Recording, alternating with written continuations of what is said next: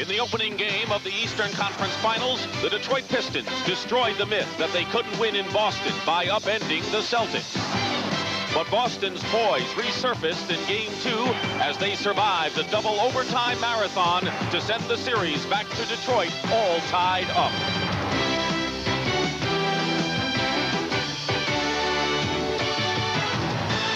In Game 3, the Pistons had a rude welcome for their guests from Boston.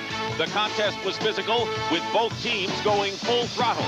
But in the end, it was unheralded Joe Dumars who was the catalyst as Detroit grabbed the series lead, putting the pressure squarely on the Celtics today.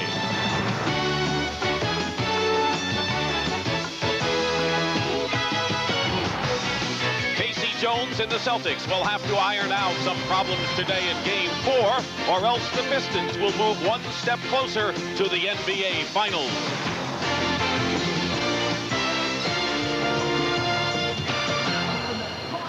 It is hot and humid outside the Pontiac Silverdome as we welcome you to our continuing coverage of the 1988 NBA playoffs. Inside, it is also hot and humid, and it'll be loud today for Game 4 of the Eastern Conference Final between the Celtics and the Pistons. It is the Pistons who have the 2-1 lead, eyebrows out west, where the Mavericks have come back, as you know, to tie the Lakers 2 games apiece. Good afternoon again, everyone. I'm Dick Stockton. And this is one of those situations that the Celtics have met head-on in past years, and again this year, facing a game that they must win. The Pistons are a bit nervous, and that may be a good sign, but deep down they feel confident that they can play with the Boston Celtics at this level, and history shows that on this Silverdome floor, the Detroit Pistons have won the last 9 games played between the teams. But the compelling story, without question, is the fact that the Boston Celtics superstar, Larry Bird, one of the great players in the game, has had an inability to put the ball in the basket, shooting just 35%.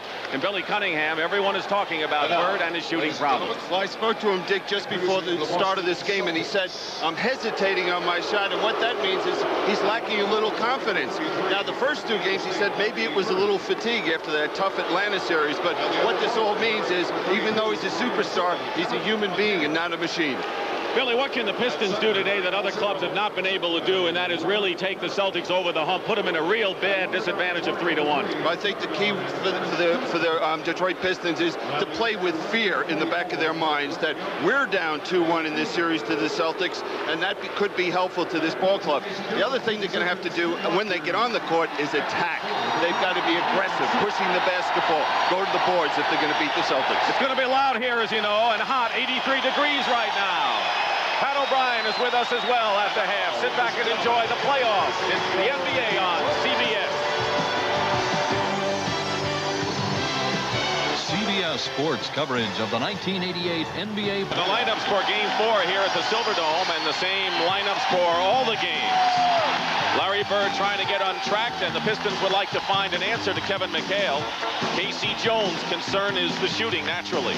The Detroit group and their guards, Thomas and Dumars, were tremendous in Game 3.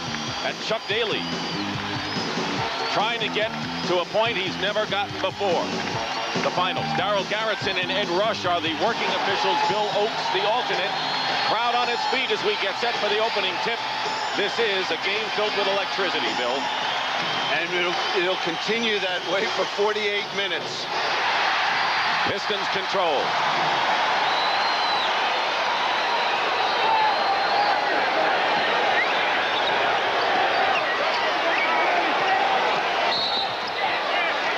And a foul away from the ball. An offensive foul against Rick Mahorn. You think they're looking closely at Mahorn in this one? Absolutely. I think that they're very concerned about the physical play that we saw in Game 3. Bird's first shot hits. That could be a good sign. He didn't hesitate on that shot, but in the last game, he hit his first 2 shots as well. Dumars, the hero of the last game for the Pistons with 29 points. Kevin McHale is guarding Adrian Dantley.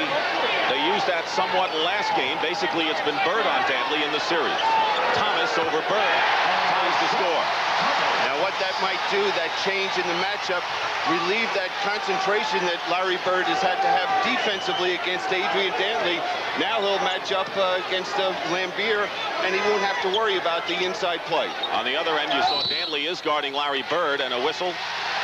And an offensive foul called against Danny Ainge. We're tied at 2 with just a little over a minute gone by. Well, the officials are setting a tone right away. Ed Rush and Darrell Garrison, they're not going to allow any physical contact early in the game. The Detroit Pistons won all 3 games at the Silverdome last year in the conference finals. Dumars is short. And if they win their home games, they'll win this Eastern Conference battle this time. McHale finds Parrish. Parrish travels. I wouldn't be surprised if Parrish does have a good game, though. He was in early foul trouble that took him out of the contest, only 27 minutes, but he's had a history of big comebacks after games like that. This whole team has the Celtic Ball Club coming back from situations where it looks like they're buried. Dantley on McHale, or McHale on Dantley, an illegal defense called against the Celtics. Danny Ainge, the man in no man's land. Well, they're calling certain fouls, but we'll see there's a lot of contact right here with Bird and Lambier fighting for that offensive rebound.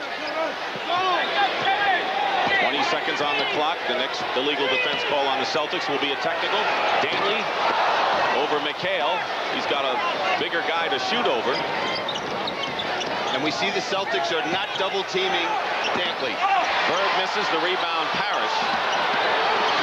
Thomas nearly took it away from him. Good feed, Parrish to Ainge. And we have a whistle and 3-second violation called against the Celtics, who have now turned it over 3 times in 4 possessions to start this game. Right off the bat, the Celtics look a little rattled there, not showing that poise you would expect in a big ball game. Now Bird is on Dantley as the Celtics switch off. Maybe it'll give him different looks. Well, they just switched off when they crossed Lambier and Dantley. Here's Lambier in the corner. Lambier did not hit a basket in 3 shots in the previous game. Claims his right shoulder is not bothering him, despite the fact he only played 28 minutes.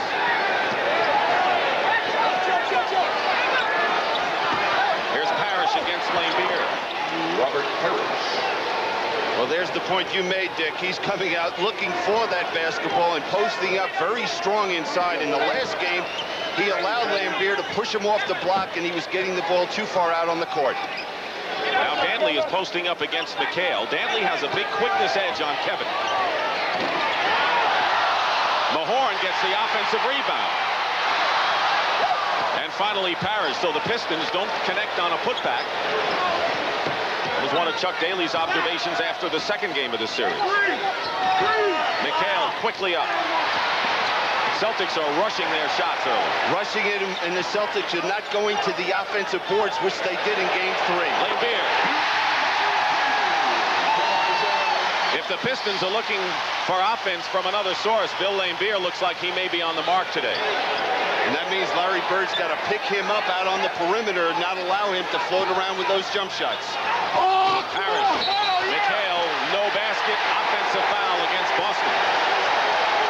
And it's McHale with his first. I wonder how much this heat is going to be a factor in this ball game. It's going to be close to 100 degrees before the end of the ball game. Is the younger team in the bench going to be a factor for Detroit, or is the old Pistons, the old Celtics, going to be able to battle through the heat? We want to correct at the other end. The foul was on Larry Bird and not McHale. Boston foul. And now the Celtics have picked up another foul on Bird, so Bird has 2. There's Bird just pushing Lambier. Yeah, he got a little of Dennis Johnson at the same time. Parrish picked up 3 quick ones in the third game on Saturday. Bird has 2 quick ones here. Lambier 3 for 3. So Joe Dumars started out red hot for the Pistons on Saturday, and it looks like Lambier has moved into that category. And you look at Game 1, it was Isaiah Thomas, so there's been a different character for the Pistons in each of their games. Bird misses. He's 1 for 3. 8-4 Detroit. 7.5 to play opening period. Bird picking up Thomas. They're trying to take advantage of a mismatch. Lane Beer against Ainge, and Dennis Johnson comes over to help. And he saved perhaps the basket. They sure did. It was two things. Number one, there was good pressure on the basketball there. Now the lob pass, and Dennis Johnson coming from the weak side. Excellent defensive play. Off a screen, Dumont. Harris the rebound. Celtics want to keep it at this pace. The Pistons want to run, particularly in this heat. Harris has it batted away by Lane Beer. Another Boston turnover.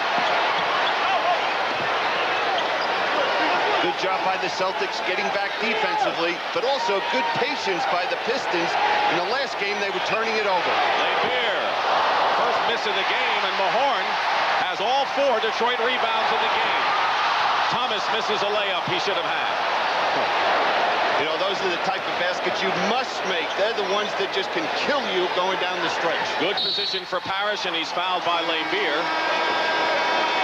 And we'll have a timeout with 6:35 to go in the first period.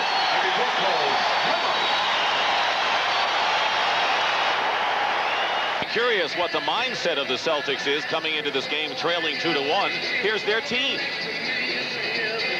We've had a lot of respect for them over the past few years. Had a very difficult time winning in Detroit, and you know, they're a scary team. They got a lot of different weapons. I'm not worried, but I think in some ways you get kind of concerned. You think, geez, you know, we just got to shoot the ball. But there's no magic to it. There's no nothing to it. It's just that, you know, they're the same shots that we've been taking all year that have been going in. We're not getting consistency. A lot of the guys that we had earlier, including myself. We're not playing a lot of intensity. We're not very aggressive. We seem to be two different teams at home and here in Detroit. And so we definitely got to turn it up a notch in order to get the job done.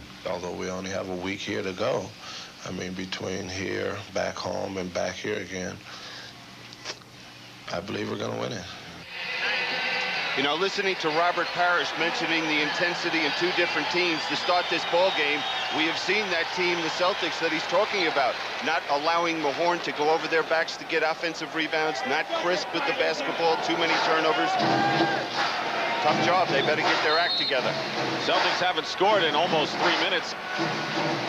In contrast to Game 3, when everyone shot the lights out early, both teams are well under 50% in shooting thus far. Parrish with a feed from Bird. One thing Bird will do if he doesn't score, and that he'll do other things. He's got the complete game. He had 11 rebounds and 8 assists, the game high of 11 rebounds. So Bird, if he's not shooting, isn't just going to be standing out there. Turnover, Dennis Johnson. And it's a 3-on-2 for the Celtics. Ainge finds Parrish. Seems to be little question other than Bird who the Celtics want to get off today. Yeah, and they're getting that ball to Parrish. Now, so interesting. Game 3, it seemed like after every timeout, one team would come out and have a good run, and we're seeing that again to start this fourth game. Tied at 8. 5:45 remaining in the first. Mahorn. This is the lefty hook. Bird. Pistons got back defensively. Ainge hits the basket. It's a 2-point basket for Danny Ainge, but the Celtics have run off 6 in a row. You're right. As soon as there's a timeout, a team gets a run. Yeah, and it seems like the defense really picks up for these teams. They become more intense. Thomas in the lane. It doesn't drop for him. And Parrish with another rebound. He has 5. And now another turnover. And the Celtics have been doing a lot of that, too, at their end. They have 5 turnovers to only 1 for the Pistons. Detroit's going to go to their bench. They've had 4 men come off the bench effectively in this series, or at least 3. Rodman has been a little shaky. Thomas for 3. Lane Beer at the other end keeps it going. Quick putback. And the Celtics move it out, leading by 2. And also, the Celtics are looking to run more than they have in the last game. But Detroit's getting back effectively. But that might open up some easy jumpers for the Celtics. Parrish missing inside. Mahorn has 5 rebounds. Thomas can't do it off the glass, and McHale clears. John Sally and Vinnie Johnson will be coming in shortly for the Pistons. And they'll call the foul. Dennis Johnson is fouled. So Sally and Johnson come in for Detroit, and right now let's head over to Pat O'Brien. Pat? Along with number 15, Vinny. Dick, we're over here at the end of the Pistons bench, the most important part of the bench today, really, because this is where all the water and the liquids are. The Pistons have been told the last couple of days to prevent dehydration, to eat apples, bananas, keep the potassium in the body. They're doing it. The Celtics, well, they're used to this heat. Let's go back to Dick. They sure are. Boston Garden. Parrish complaining about a foul. It resulted in a missed shot by Boston. Sally finds inside, and stepping on the line is Thomas. Boston ball. So the Celtics get it back on a turnover. And we see the defense of the Celtics the last few minutes has been outstanding. They have not allowed the Pistons to get any good open shots, and that's what they're going to have to do today. Bird cutting in. Gets his second basket of the game. 2 for 5 and a 12-8 lead for the Celtics. 3:35 remaining, first period. Dick Stockton and Bill Cunningham. Game 4. Winner goes to the NBA Finals. The Pistons lead 2-1. Vinny Johnson misses his first shot. How is he when he misses early? He's a streak player, and if he misses the next couple, I wouldn't be surprised to see Chuck Daly go to the bench again. Thomas trying to get the ball away from Ainge.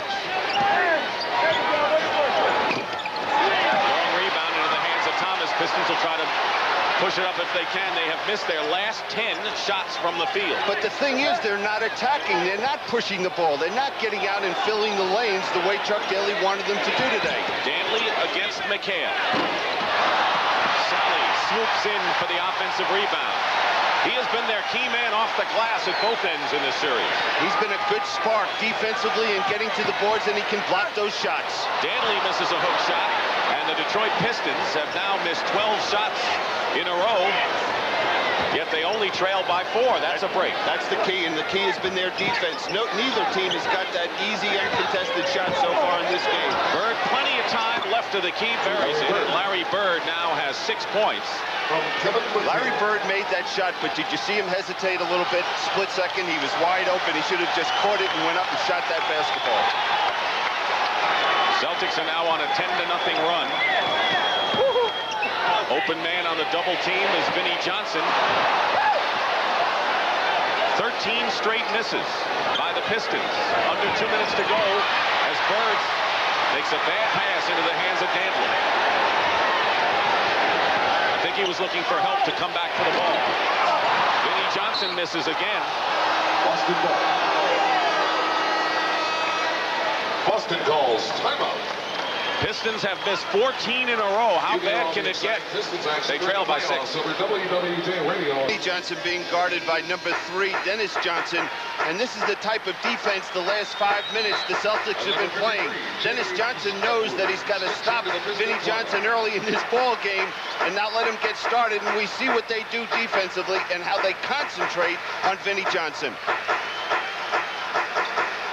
He's missed his first 3 shots, stays in the ball game, but the Pistons have come in with another reserve. Bill Laimbeer is out, and James Edwards, who said, "This is my once-in-a-lifetime chance." An 11-year veteran who came over from Phoenix has been strong in all 3 games in this series. 7 foot 1 inch with his fall-away shot, and the Fu Manchu is finally finding what it's like to be in the spotlight. And the thing that intrigues me is over the 3 games in this series, how his teammates are looking for him inside to get him the basketball. That didn't happen earlier in the season when he joined this club. Minute and a half to go, first period, 14-8. Missed by Johnson, and so the Pistons will try to end a 10-0 run by the Celtics and finally click. 0 for 14 from the field now. Well, the whole tempo favors the Celtics. There was a missed shot, and we see Detroit not even looking to get out and run when they have a quick lineup in the game. Mark Akers is in the game, and James Edwards draws the foul from him. Parrish gets a breather right now. Robert came out with 6 points, hitting 3 out of 5. Basketball on number 42, Mark Akers. Mark Akers committing the foul for the Celtics, who have 4 team fouls. Dennis Rodman, who still has not had an impact in this series, has come in replacing Dantley. Well, you remember what Chuck Daly told you, Dick, though. He said that one of these games he's going to break loose and get out there on the break or get to the offensive boards and really be a factor for us. He said it, and I wouldn't be surprised. They could use him right now. Edwards hits 2 free throws. He scored 8 points in the last 4 minutes of the third period yesterday after the Celtics had cut the lead to 6. 1 minute to go in a very low-scoring first period. Sally committing the foul on McHale. 4th team foul against the Pistons, each team with 4. First in the last 2 minutes. Larry Bird will inbounds. He and Parrish, who's on the bench, lead with 6. Lane Beer on the bench for Detroit also has 6.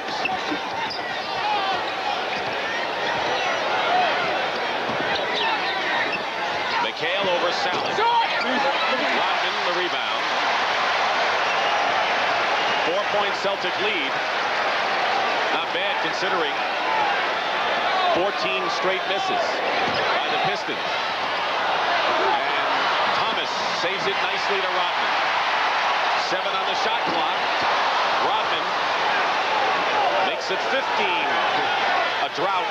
Well, you know, this is not a good first period for either team. There have been some good shot opportunities that they haven't capitalized on, but, you know, the defense overall has been outstanding. Bird draws the foul as he changed hands to left-handed. Again, we must tell you that he eats and writes with his left hand, so that's not a totally foreign thing for Larry, as we know. Penalty situation.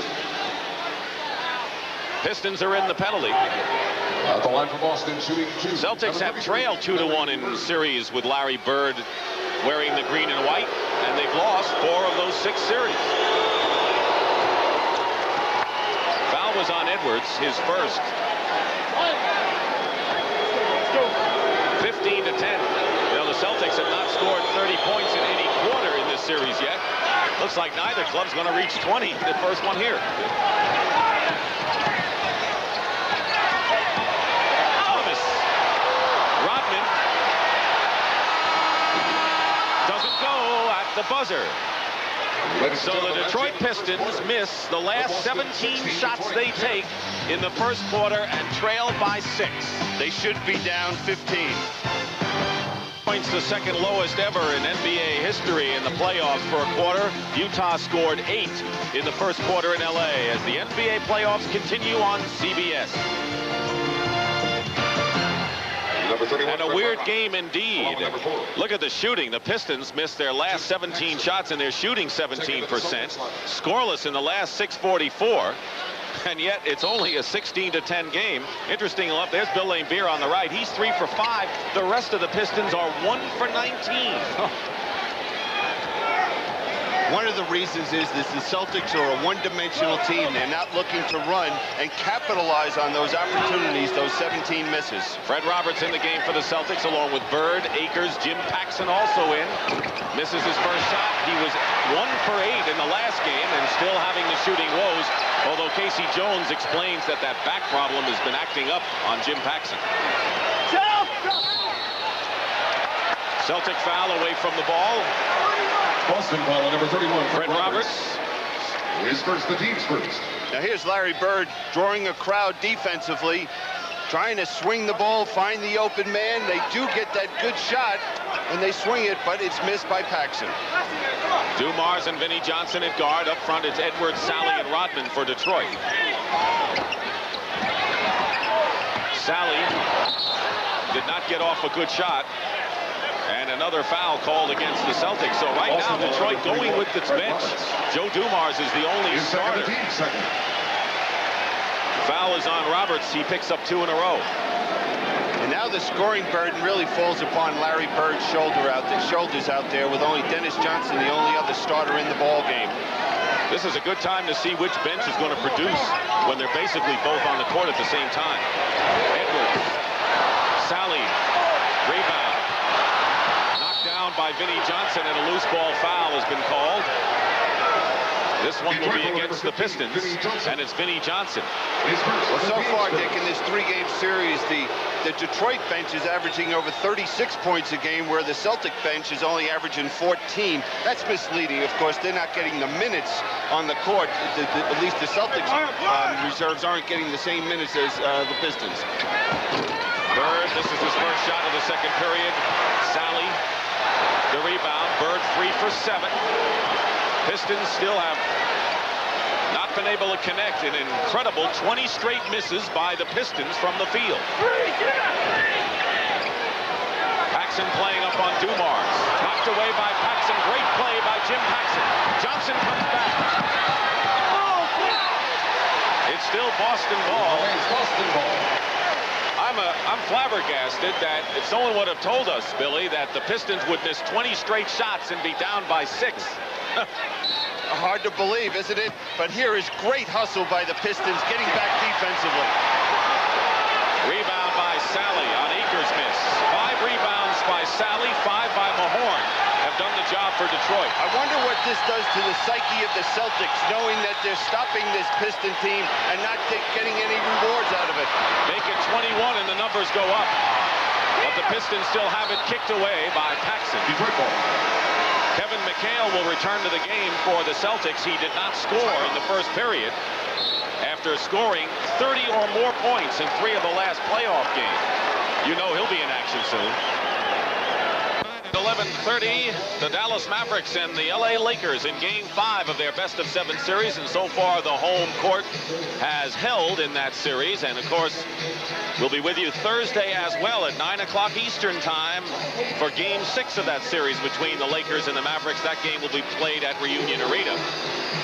Billy, we've talked about how the Celtics have only had a small margin, despite the fact the Pistons have missed 21 straight missed shots. They haven't scored in nearly 10 minutes. Any reason why that amazing number? Well, we could talk about the Heat, but I just wonder about the pressure of this game. Is it really getting to the players? I think the Pistons have had some good shots. The defense has been good by the Celtics, but still they've missed some excellent shots. Just under 10 minutes to go in the second period.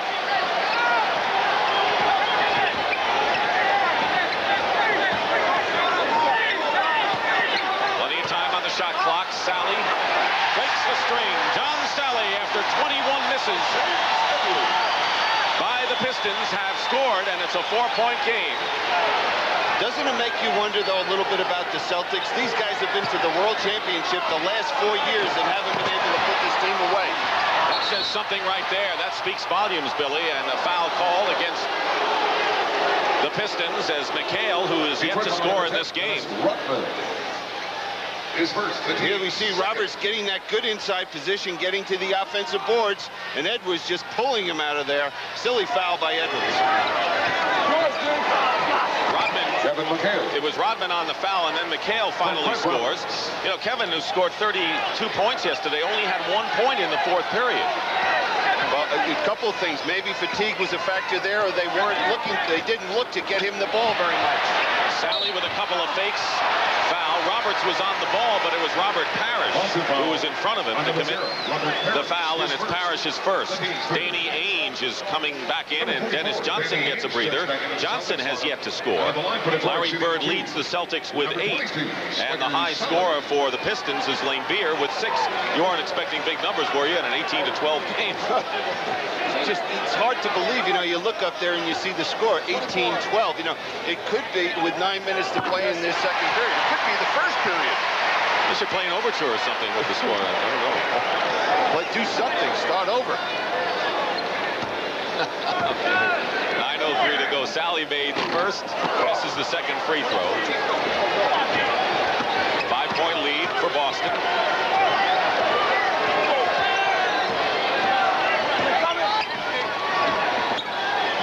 McHale trying to get in front of Sally and does. One-on-one with him. Tough to stop, isn't it? But they do, and a foul against the Pistons. Their 3rd team foul, and Dennis Rodman has been called for his second. I think McHale was shocked to find himself playing one-on-one against against Sally. Because almost every other play, they're looking to double-team him as soon as he touches the basketball. 8:40 remaining, first half. Celtics need a victory to even the series, 2-2. Pistons looking to go up 3-1, and that would be a tremendous boost. Parrish misses, Rodman clears. He'll try to run it up with Sally and Rodman. The Pistons have their running team in there, and Rodman hits the deck hard, and he almost bounced off the floor.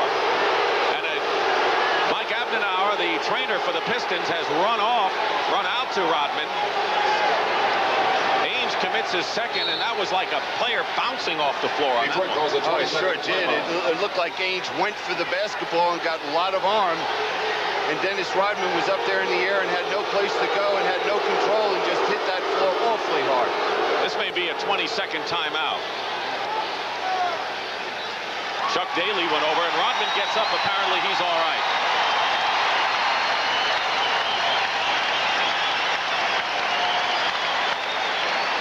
Now here we'll watch Rodman filling that lane. Danny Ainge going up there, trying to get a piece of the ball. Doesn't.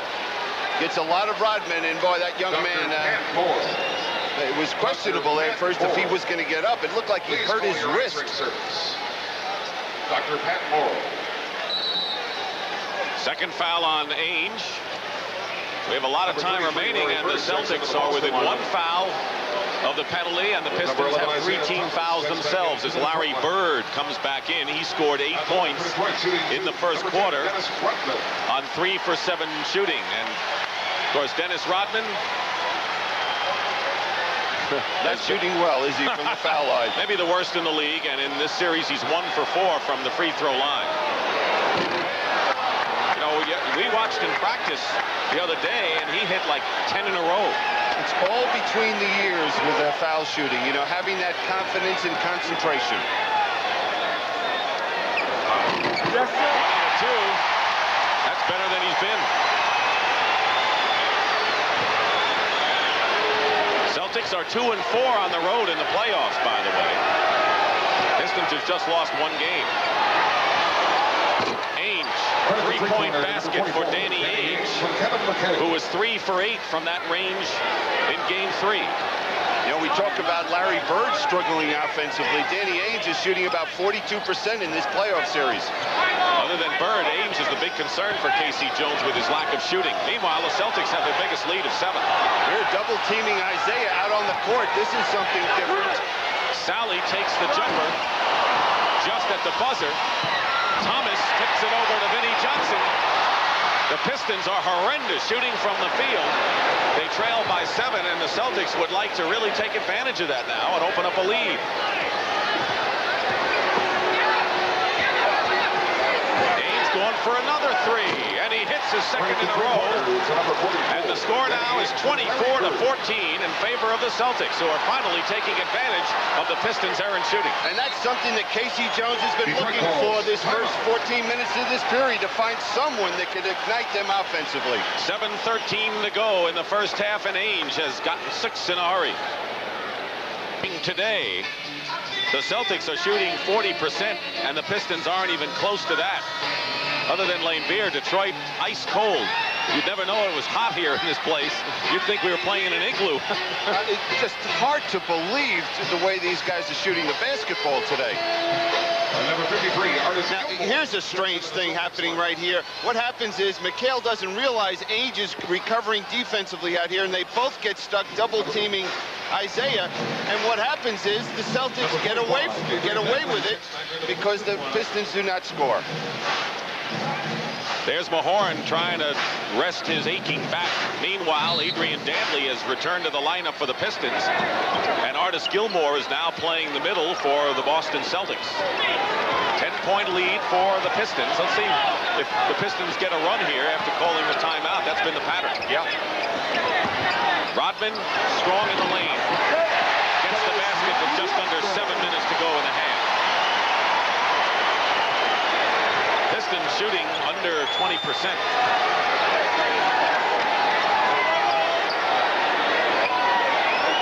Thomas smothering Ainge. He knows he can hit the threes, and Ainge has hit 2 in a row. Well, with that pressure, it makes it tough to make that pass to Bird. Rodman doing a defensive job on Bird with 2 seconds on the clock. Bird sneaks in. Knocked out of bounds, and it'll be Boston's ball. Boston ball.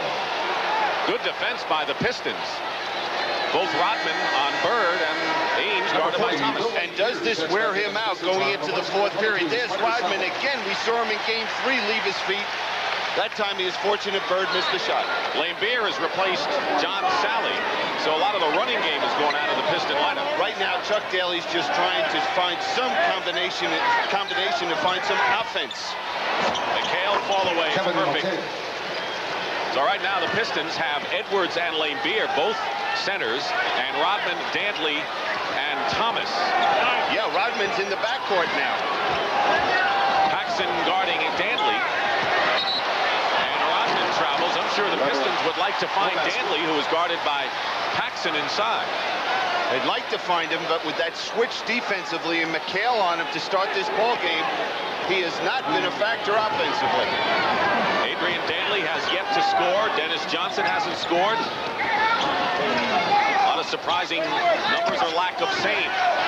Paxson throws it away, and that's what really gets under the skin of Casey Jones as Dumars comes back. Yeah, you know, you'd like to sit here and say, this is the greatest defensive exhibition you've ever seen. There's no question it's good, but the play is poor at this point. I think it may be the poorest of any playoff game we've seen throughout the playoffs from the first round on. Surprising with both teams, you know, they have that experience. You would think Detroit has confidence in their own building. And the Celtics have been here so many times before and not performing well. Gilmore knocked the ball away, and a Piston foul. Detroit ball number 4, Joe Dumars committing the foul. Dennis Johnson checks back in for the Celtics, so they have all of their starters, with the exception of Gilmore. Now there's good help by Gilmore coming over and helping Danny Ainge against Thomas. Here he is battling Edwards inside.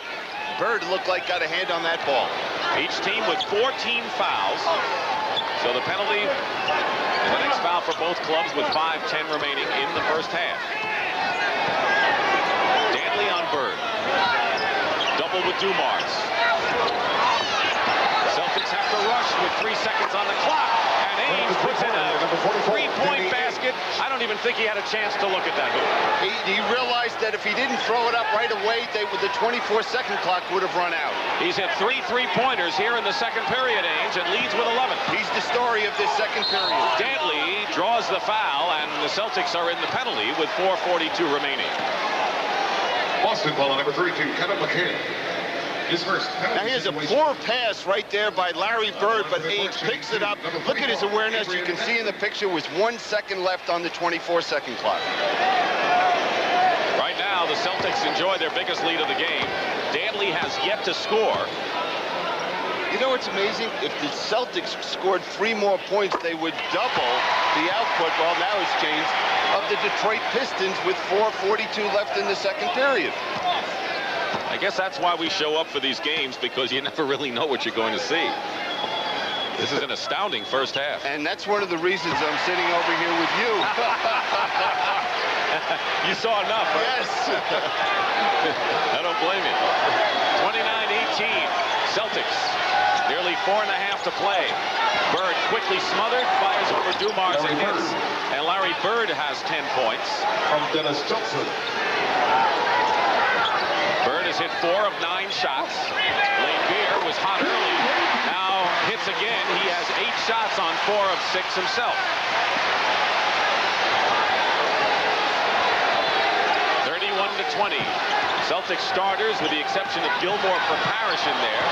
Bird has hit 2 in a row, and Lambier hits the deck.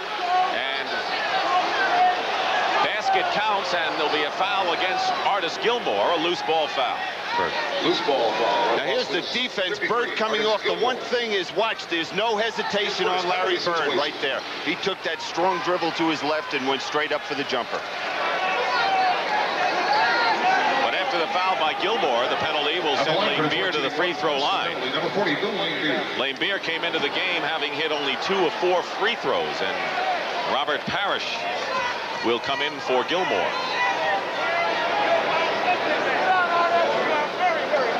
Lambier normally has been a tremendous free throw shooter this season. 0. Robert Parrish checks back into the Celtics. He has struggled too from the line, as many of the Pistons have. And he's aggravated over it. Well, they all should be aggravated the way they're playing out here right now at the offensive end of the court. But the interesting thing is 3 years ago, this Detroit Piston team, the game would have been over because they didn't have the defensive principles that they have now. 12-point Celtic lead, 33-21. Just under 4 minutes remaining, first half. Edwards trying to deny McHale. Doubled with Dumars. Ainge has been hot, and he is hit by Isaiah Thomas, who picks up his first foul, but the Pistons are also in the penalty now. Let's take a look at this series and how it's developed as opposed to a year ago. Notice that we were 2-2 after 4 games last year, and Detroit won big in both their games at the Silverdome. They won by 8 points the other day. Crowd cheering Ainge's miss on the first free throw.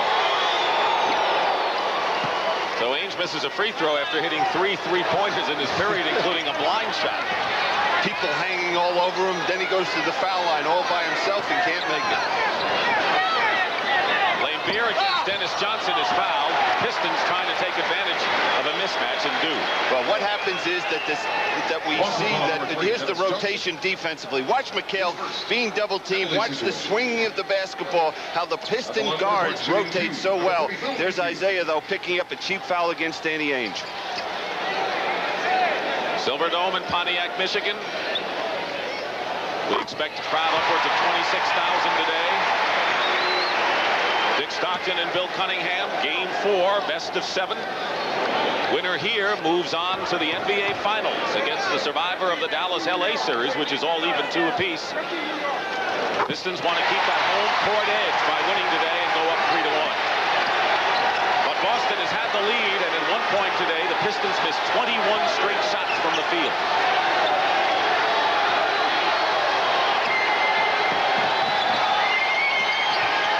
The Pistons' defensive intensity has picked up. Johnson goes for 3 and hits. The Celtics have been successful from 3-point range today. They have hit 4 out of 4. Lane Beer, top of the key. Maybe everyone has to hit from far away. They don't allow any shots from inside the lane. You know, it drives you crazy. Try to figure this game out, how teams are hitting the 3-point shot and can't make the layups or the 8-foot jump shots. McHale has it stolen by Thomas.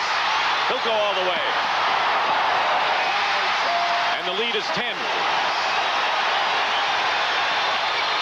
Parrish, basket hanging.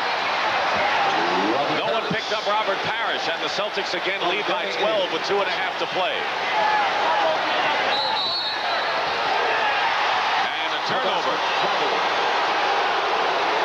Now here's with full court pressure what Casey Jones wants. He wants the big people to come back and set a screen, and poor Joe Dumars, he suffered the pain. Keep in mind the Celtics have lost 9 in a row to the Pistons here at the Silverdome, but right now they're leading.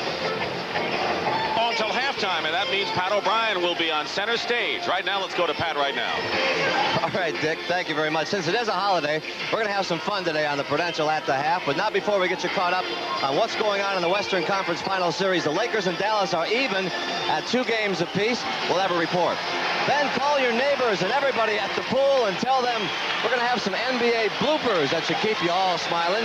And we'll show you why Chuck Daly can always go into another line of work if he feels like it. That and more at a familiar place, the Prudential at the half. And speaking of Chuck Daly, a lot of people here in Detroit, Dick and Bill, are concerned that Daly hasn't been signed. He becomes a free agent tomorrow. Your thoughts? Well, my thoughts is that Chuck Daly is part of the integral weave of the Detroit Pistons. He's part of the identity of this club. The fact that he hasn't been signed during the pressure of these playoffs is inexplicable to me. I can't understand it. Wow. Dennis Johnson working against Dumars. Dennis Johnson hits. The Celtics are way over 50% in shooting in the second period. They're up by 14. I think it would be a sobering locker room for Detroit at halftime, William. 2 minutes left in the second quarter. 2 minutes to go in the period. Edwards tips it in. James Edwards tips it in. Darryl Garrettson said, I didn't see anything, and Ed Ruggs said it's business as usual. Credit the hoop to Edwards. Detroit right now is trying to pick up defensively full court to try and get some turnovers and get out and run. McHale is pushed and will go to the line with the lead 12 points. This whole Detroit first ball. half, though, you got to say that the Celtics have been able to control the tempo. We have not seen many fast breaking opportunities for the Pistons. John Sally gets off the bench. We emphasized earlier, of course, the Pistons missed 21 straight shots from the field. But since their 1-for-7 start of this period, they've hit 5 of their last 6, so they show signs of coming out of their shooting wood. McHale missing the first free throw. He came in 22 of 28 from the line in this series. Well, it's important to go in with 1:38 left in the half. If they hit a few more, Dick, is to have a little confidence going in the locker room where Chuck Daly can say is, hey, we're still in this ball game and we've missed 21 consecutive shots. 1 out of 2 for McHale. I would say the next minute and a half is important for the Detroit Pistons. They can get it under 10. They can do the same thing you just said. Sally working against Parrish. Bird grabbing at the ball. Laimbeer for 3. He's got it. Bill Laimbeer hits a 3, and the Pistons are saying we can play this game too. Well, that's Larry Bird's fault right there. He's got to stay home defensively against Laimbeer. Someone else has got to get the help inside to Robert Parrish. Crowd is on its feet. That turned the crowd on. Laimbeer now with 16 leads Detroit. Johnson and Sally committing the foul. One thing about Sally, he commits a lot of fouls, and that's because he tries to block every shot that goes up that he has his chance at. Well, if you look at the makeup of the Piston ball club, he's really the only legitimate shot blocker on this ball club. And that's why, you know, Chuck Daly wants him to be aggressive and look to try and block those shots. Second foul on John. No one in the game has committed 3 personal fouls. The way the games contrast from game to game. The other contest, Parrish gets into 3. Dennis Johnson picked up 3, and now neither team could shoot early, and the Celtics have taken advantage of that in the latter stages of the Pistons slump to move out to a comfortable lead. And they've taken advantage of it from the three-point area, an area that you wouldn't expect them to when you're struggling from the field. Foul away from the ball. Boston ball number 32. Kevin McHale's second foul. Penalty situation. We've been in the penalty for eons, and Adrian Dantley will go to the free throw line, and Dantley really has had a rough time from the stripe. He is 9 for 18 from the series, from the line in the series, and has only 2 points in this game.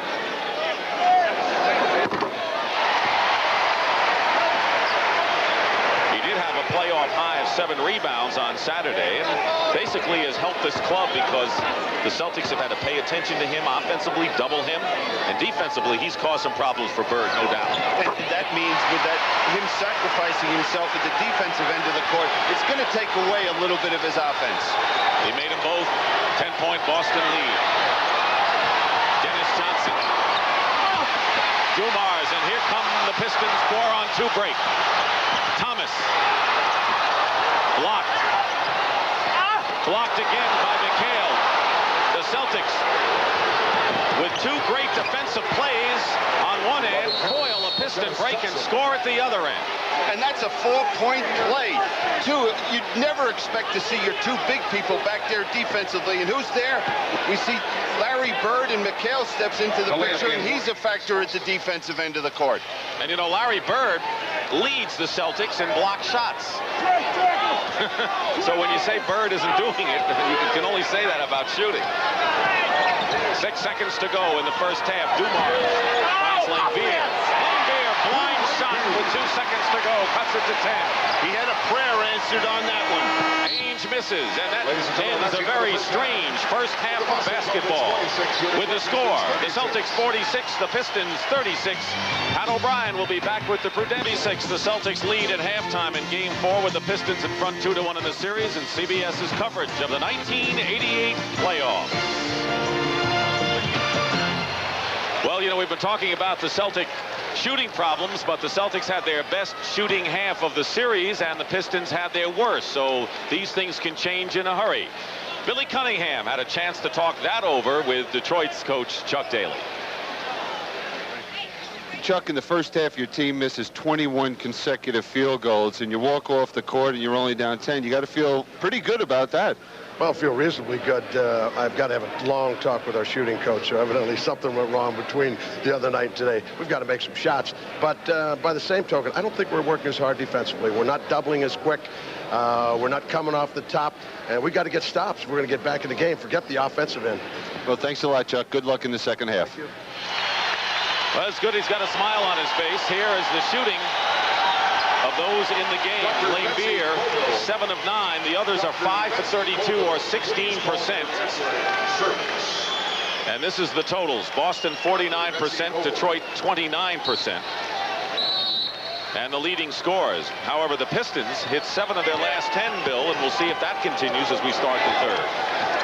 And their guards, Vinnie Johnson, Isaiah Thomas, and Joe Dumars, are a combination of 2 for 17. Yeah, they've combined for 4 points as opposed to 52 in the previous game. And immediately a Piston foul with 16 seconds gone by in this half, and Adrian Dantley picks up his first foul. I think the most important thing for them is what Chuck Daly mentioned, their intensity defensively. That could get them out running and get some easy baskets and open up the court for them. Bird was 5 for 10 in the first half. He's got to feel good about that, or better.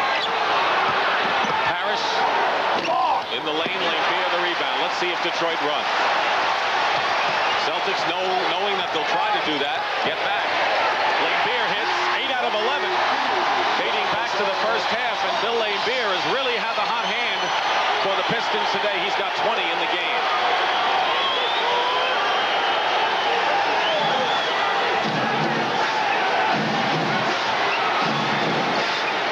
Dennis Johnson travels. This crowd's revved up here in Game 4. Well, this whole city is on fire with this Detroit Piston ball club. You know, this is as far, really, as this team has ever gone since the Pistons have been in Detroit. Little over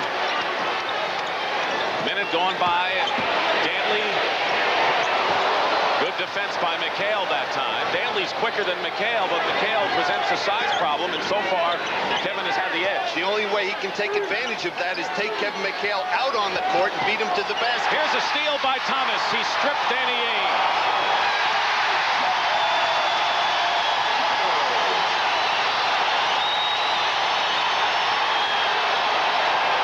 A three, and someone got a piece of that one. That wasn't close. Pistons push it up again. Lambier. And this place would have really erupted had Lambier hit that shot. It's a 46-40 game. Start of the third. And a timeout called by the Celtics.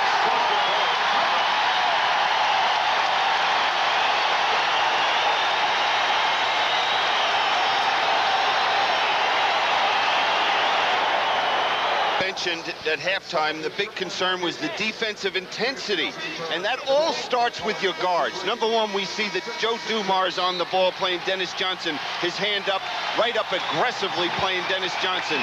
The next thing is watching Isaiah Thomas playing against Danny Ainge. And we'll see him stepping right into the picture, making the steal and going off for an easy two. The Celtics have turned it over twice in 3 possessions to start this second half. They began the game, if you recall, turning it over 4 times in their first 5 possessions. And you know, we told you that the Celtics had not scored 30 points in any quarter, and they hadn't until the second period here. That was their first 30-point effort in any quarter in the series. And they hit 4 3-pointers in that period as well. 3 by Ainge. 6-point game, 46-40, just under 10 minutes to go. McHale had a great opportunity and couldn't convert. Blocked by Lambier. Thomas. Dantley wisely waits for the opportunity. Pistons can cut the lead to 4. Thomas looking for the foul, gets nothing, slips amongst the photographers. McHale fouled this time, and the Pistons took no chances. They were going to stop Kevin McHale from getting a shot. Now, Bill Lambier is not known for his shot blocking, but right here he comes from the weak side, gets a piece of Kevin McHale's shot, The thing that impressed me here is how quickly after that the Celtics got back defensively and stopped the transition game of the Pistons. Foul is on Mahorn, his second, and the second team foul against the Pistons here in the half. Kevin McHale in his last 4 games at the Silverdome has shot 55%, so while Larry Bird isn't crazy about this place, Kevin McHale likes it fine. 8-point lead.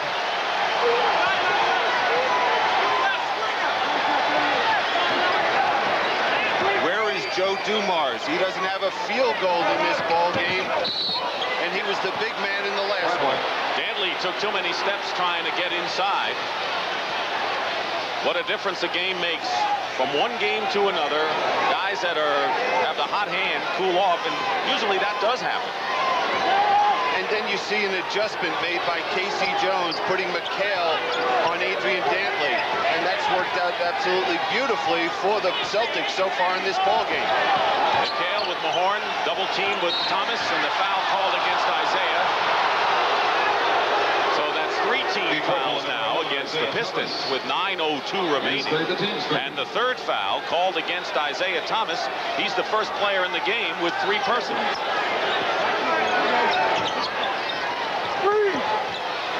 Bird short. Good defense by Dantley. He was right on him.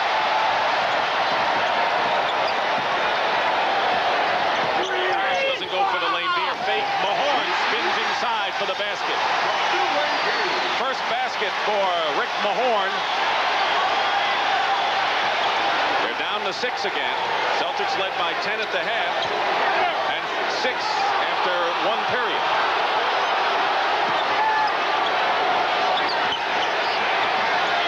Double on Dennis Johnson. Ainge for 3. Good box out by Mahorn. Well, Rick Mahorn has come out here in the second half and playing great basketball. He's not playing the way he did in the last ball game, taking some cheap shots.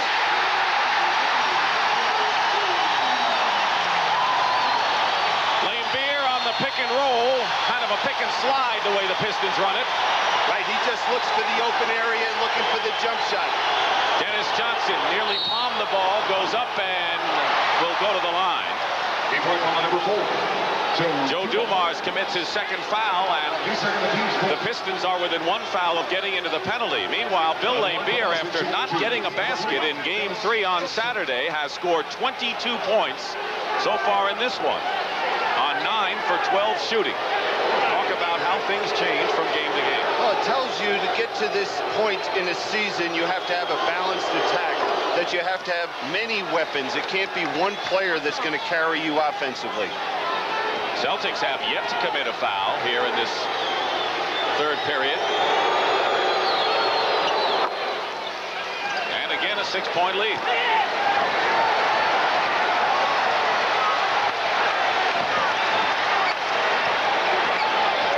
Laimbeer trying to set a screen. Bird switches on Thomas. Dumars. Isaiah's open. That was an inside-out play, and Thomas was wide open. He has 8 points. Celtics turn it over. The only question I have on that turnover, why make the long pass? The Celtics aren't looking to run. Take your time. Use a little bit of the clock. That's what the Celtics do on the road. They make those mistakes on the road. They don't do the same thing at home for some reason. Dantley is blocked, and Laimbeer draws the foul. It's really something when you look at a team and they're on a roll like this Detroit team. You just look at the eyes of every player on the court, and they are just a different ball club coming out to start this second half. John Sally. There was a technical foul called on Larry Bird. And he had to be restrained a bit by Dennis Johnson from arguing too closely with Darryl Garretson. Now here's the play, and what great defense by the Celtics right there. But now Larry Bird loses the basketball, and he does bump Bill Laimbeer and draws the foul. McHale was whacked in the head. Laimbeer makes the first and can bring the Pistons to within a pair. A great Memorial Day throng here at the Silverdome in Pontiac, Michigan. We hope you're enjoying this basketball game on CBS. The playoffs have been nothing short of magnificent, I believe. They have been extended far beyond we have seen in recent years, teams fighting for their lives. The Lakers are in a situation, and so are the Celtics. I think the Celtics offensively have got to get Kevin McHale more involved in the offense. He's the guy that's been the leader for them offensively, averaging nearly 30 points a game during this series. Lane Beer with 25, and it's a one-point game. You think anyone remembers the Pistons missing 21 straight shots now? Not at all, and I don't think many people remember them losing that 5th game last year. You're right. Dennis Johnson puts a damper for the moment on this happiness with a basket.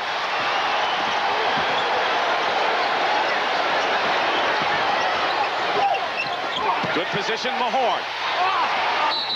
Parrish, the foul. Nope, they call it on Mahorn, offensive foul.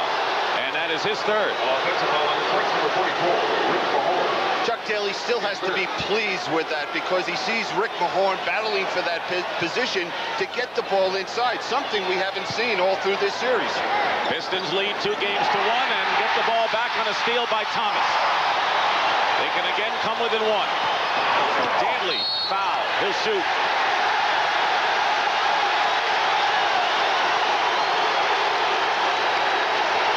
Rodman and Ralph Lewis on the sidelines for the Pistons, urging the crowd on. They don't need much of it.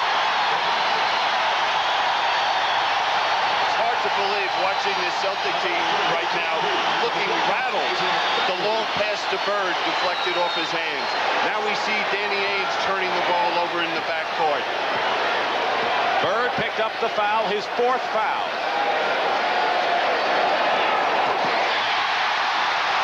Roberts will come in and give Bird a rest. He goes out with 12, and listen to the crowd.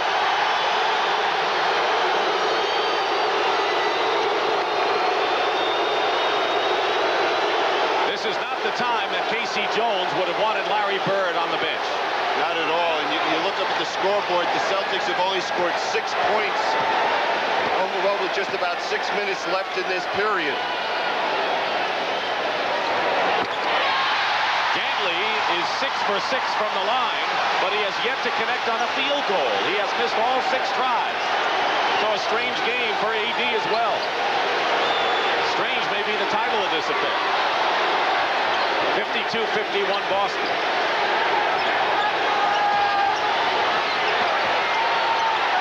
Dennis Johnson short with it. Mahorn out to Thomas. 2-on-1. Thomas. Pistons lead for the first time since 8-6 early in the game. Casey Jones will get a timeout right now.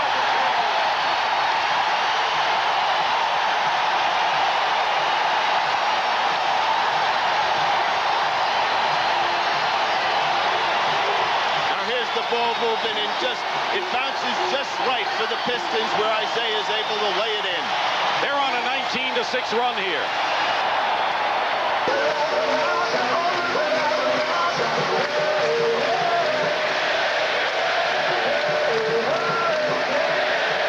Jack McCloskey, the general manager of the Pistons, he's done a marvelous job in the front office. He wasn't smiling in the first half.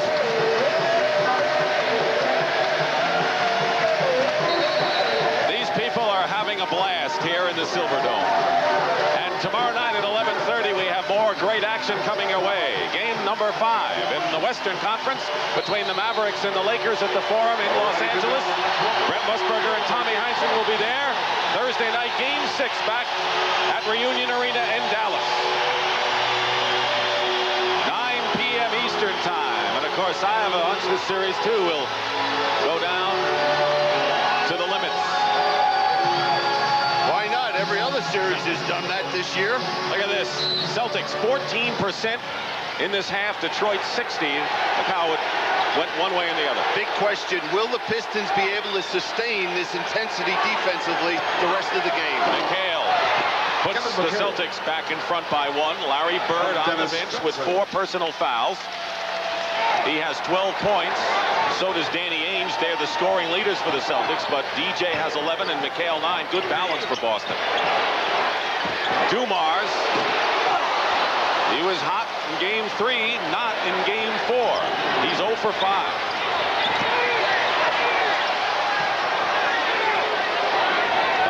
1:25 remaining, third period.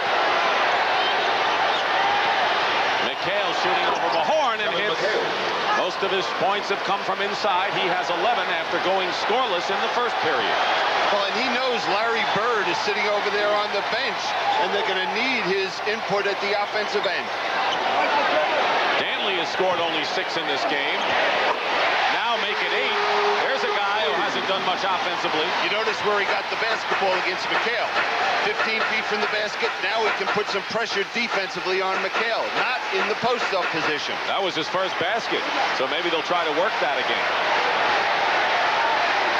Celtics by 1.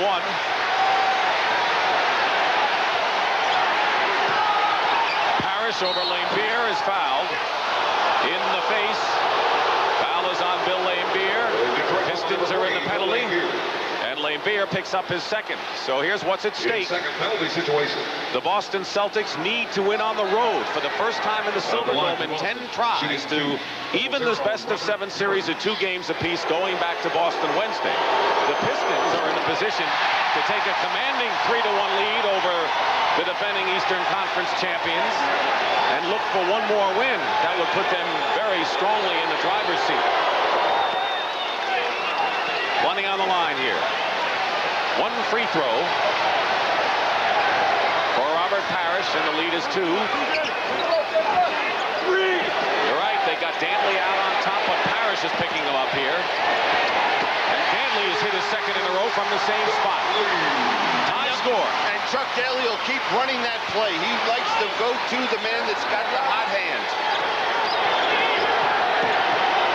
And at the other end, they're going to look for McHale, the guy with the hot hand. They double him. Fake, Dennis Johnson. Batted down by Danley, and they'll call the foul against the Celtics. No, let's see. Number 44, Rick Mahorn on a loose ball foul. That's 4 on Mahorn. penalty situation. There was a push inside on Parrish. They're just battling for that inside position. Geez, I did not see Mahorn do anything in that case. Yeah, he pushed Parrish into Roberts. They called the foul so that Roberts shoots.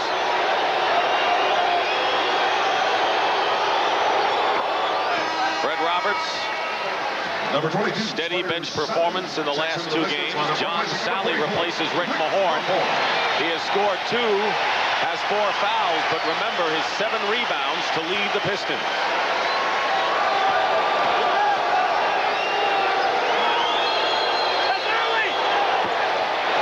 2 for Roberts.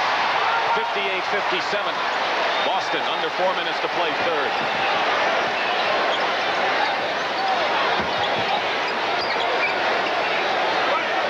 Danley and McHale. Ball away, AD. Sally gets the offensive rebound. And is fouled by Robert Parrish.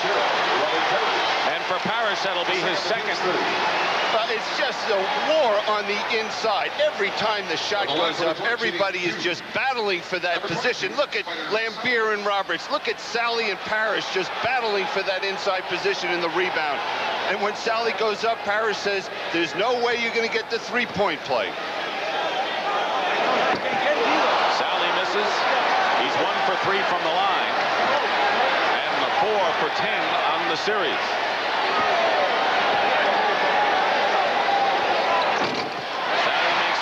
Two. Billy, right now it seems like it's gotten cooler here in the Silverdome. They might have turned the air conditioning on, but they don't have any. A lot of fans. Maybe the sun went behind the clouds and it's not beating on the roof as much. Dennis Johnson has it stripped away. Isaiah Thomas can give the Pistons a lead to Dumars. I tell you, Isaiah Thomas has been like a cat, alertly knocking the ball away. He is the leader out here today of this Pistons team. He came out and said, hey, we're going to get down and get to work defensively, and he has shown why he's the leader of this Piston ball club. A great strip coming from behind over Dennis Johnson. Danley also had a hand in that. Call it good team defense and a timeout. 60-58 the Pistons. Laimbeer's 26-25 leads Detroit. Bird's 12 leads the Celtics. Bird on the bench with 4 fouls, has not scored in this period. Ainge also with 12. He's out there. 3 minutes to go in the third period. McHale hit several times, and Isaiah Thomas now has picked up his 4th team personal foul, and the Pistons in the penalty. Thomas will come out for Vinnie Johnson. Thomas goes out on 10 points, but as Billy mentioned, he has been the igniter in so many ways today for them.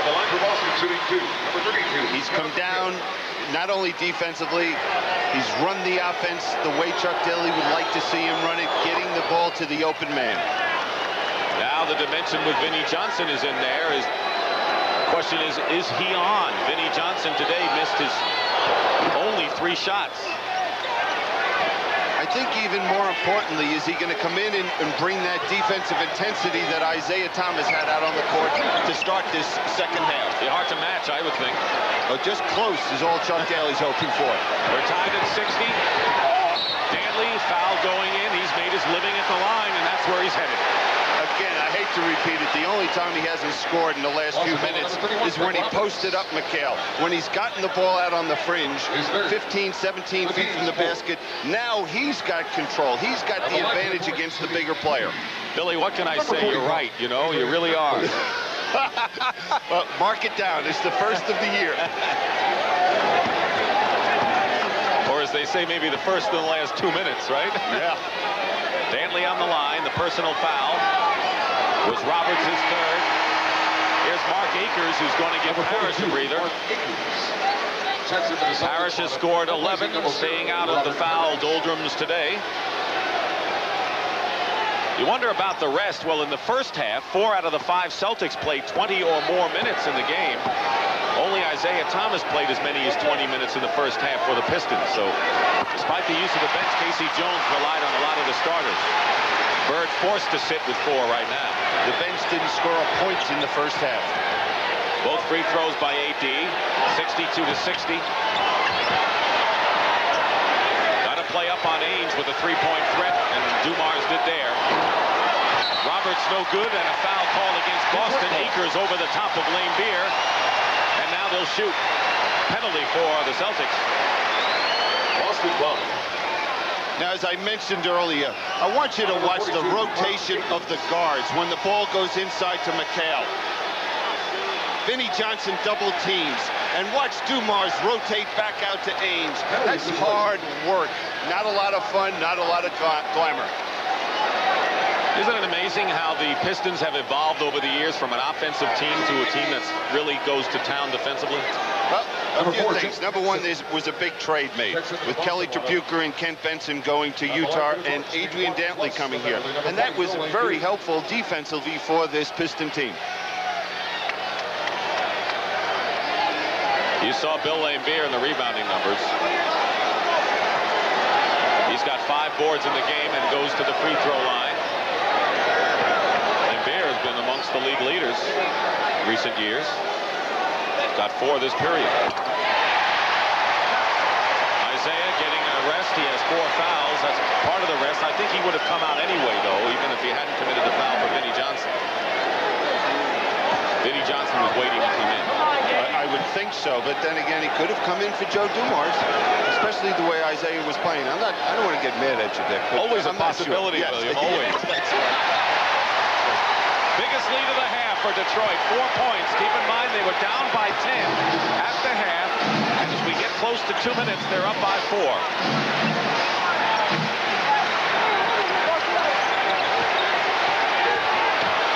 Ainge in the lane. Tipped up. Vinnie Johnson grabs it. 2 minutes to go. 2 minutes. 2 minutes left in the third quarter. Isolate Sally and McHale. Danley at the top against Akers. McHale blocked it out of bounds. Good defense by Kevin. He was on the ball all the way. He never committed himself. He let Dantley commit himself going to the basket. And now Chuck Daly sees something, wants to talk it over with 1:51 to go in the third. Pistons have never gotten to the NBA Finals. And they're up on the Celtics and up in this game. The defensive rebounding, you know, you can play excellent initial defense, but if you don't get the rebounds, all that work goes for naught. So right here, we're going to see the good defense when Dantley is the ball. Sally will swing it to Dantley, and he'll drive to the basket. And watch Kevin McHale. He just holds his position and lets Adrian Dantley commit himself and gets a piece of the basketball. Celtics have 5 men in double figures. The Pistons have 3, led by Laimbeer with 27. And McHale, Bird, and Ainge all have 12. Right now, let's check in with our Pat O'Brien. Pat? Thank you. There's only one number retired here, and that's Dave Bings. And Dave, 20 years ago, your Pistons were up 2-1 against the Celtics. Reminiscent. Well, I'll tell you, they had a great Bill Russell, Havlicek, the Jones boys. It was a different team than this one. They were very deep on their bench. Obviously, this team is not deep, and the Pistons are, so they've got the advantage. How do you see this series unfolding? I think it's going to go 6 games. I think the Pistons are going to win it. Thank you. You look good. You look like you don't miss basketball. I miss it. Thank you, man. All right, let's go back to Dick. He's missed it, but he has made a tremendous life for him as the owner of a steel company, which has done tremendous business as you look at the players in the '68 Detroit-Boston playoff. Can you imagine this building if there is a Game 6 and the Pistons would be up 3-2? It would be a happening. It would have all you would want, especially for a team that has never gotten to the finals, to be within a game of that. Of course, the Celtics play their best under adversity. 26,625 here at the Silverdome.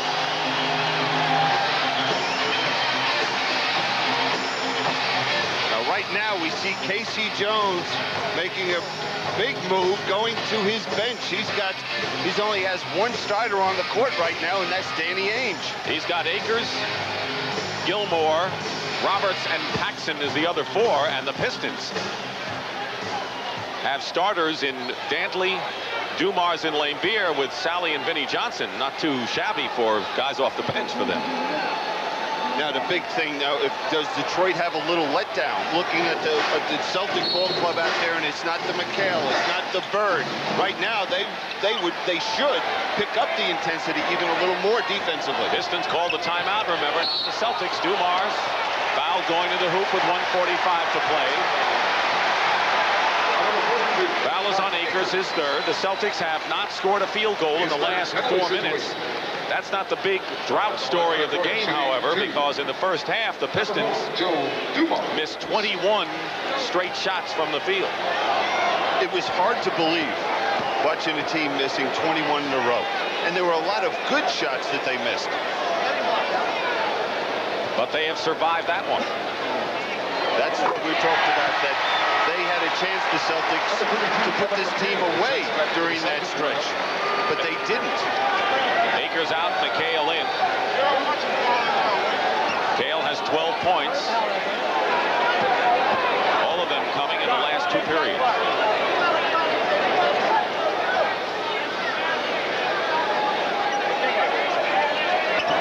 Dumars hits both. 66-60. The Celtics had a 1-point lead when Larry Bird went out with 4 personal fouls. So the Pistons have gone to town with 33 on the Pines. And the Celtics with 2 starters in there. Paxson with a runner. Sally the rebound.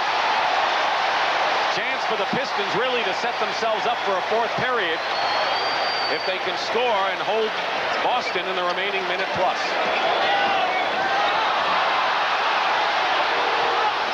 And the ball is thrown away.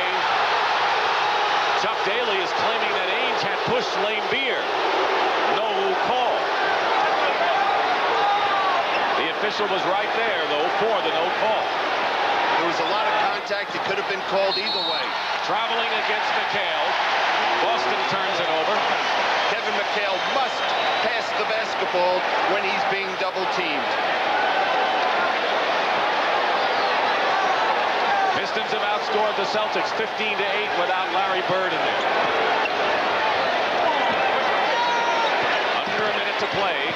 Laimbeer, corner. Dantley, new clock with 45 seconds to go in the third. Now Chuck Daly is going to find out, does Vinnie Johnson have it today or not? The Celtics' biggest lead was 14. Pistons have their biggest lead right now. Vinnie Johnson. He has it.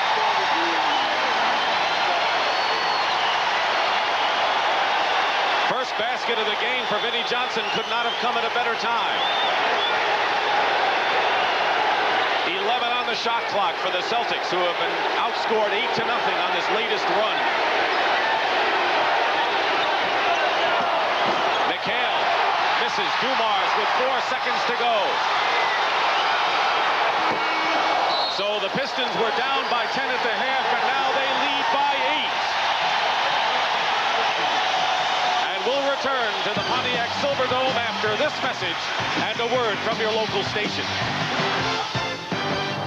Of the Pistons, 24 at home, 24-0 at home, and leading after 3. They are 8-0 in the playoffs as well. The Celtics, we told you, scored 30 points in the second quarter today. Their total in the first and third quarters are 30 points. So they didn't do the job other than the second period. As you look at the scoring of the first 3, Larry Bird in there now, 4 fouls in all as we start the fourth, Bill. Well, a couple things. Number one, are the Pistons still able to maintain that intensity defensively, or are the Celtics able to pick it up themselves at the defensive end? 4 on the shot clock. James Edwards.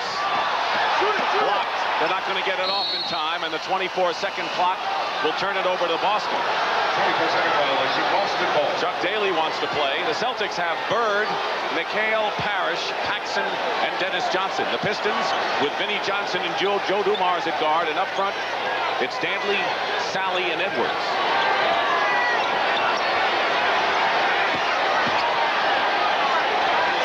Bird for 3. Good arc for Larry Bird. Breaks an 8-point Detroit string. And his first field goal of this second half.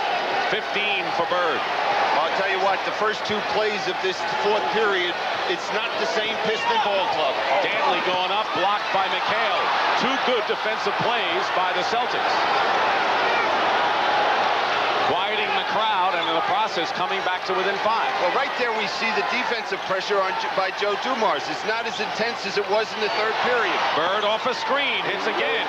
Remember the fourth quarter in Game 7 against the Atlanta Hawks. I'm sure the Pistons know. In fact, when the Pistons were looking at tape before the game and the Celtics came back in Game 3, Game 3, Thomas said, oh, it's not safe to come back into the water again. Another defense blocked by the Celtics. 2-on-1 break. Bird foul, and almost got the hoop as well. His third, the team's first. Now watch Larry Bird just come off this screen, catch that basketball, and all in one motion. No hesitation. Number 33, Larry Bird. Foul was on Dumars, his third. Dennis Rodman getting the call, replacing Adrian Dantley. Why this move now? Well, bringing Dantley, I think that maybe he's a little tired. Maybe they need a little more defensive intensity out there, and Dennis Rodman might bring it to the Pistons. Larry Bird having his best shooting game of the series, makes the free throws for 19 points. He's 7 for 13. 68-67. Pistons ran off 8 in a row, and the Celtics have come back with 7 straight of their own. Last touched by Bird. Bird had touched the ball, and he knew it, and the officials signaled Boston ball. And now Ed Rush has reversed it. You know, if Bird had not shown a little exasperation over that, it would have been Boston ball, I think. Yeah, because he thought he should have stolen that pass, but good communication between the officials. Dumars. Offensive foul. So the Pistons have turned it over 4 times in their first 5 possessions, giving Chuck Daly's gray hair in that top. Well, it's just hard to believe both teams are playing Jekyll and Hyde here today. You know, we watched the Celtics in that second period just play excellent basketball. Come out in the third period, it's all Pistons, and now it's all Celtics. Lane Beer and Isaiah Thomas come back in the ball game. Thomas playing with 4.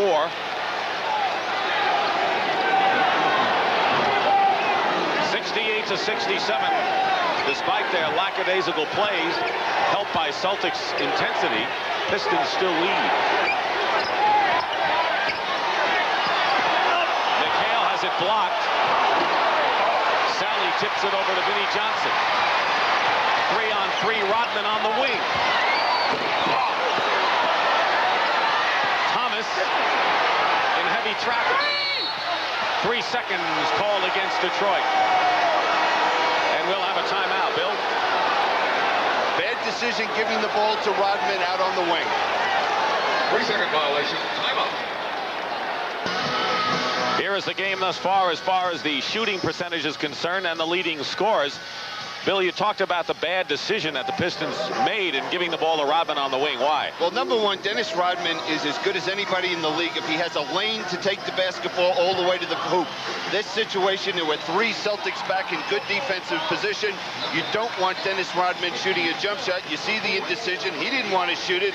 Maybe he should have just held the basketball, got it back to one of his guards, and get into a set play.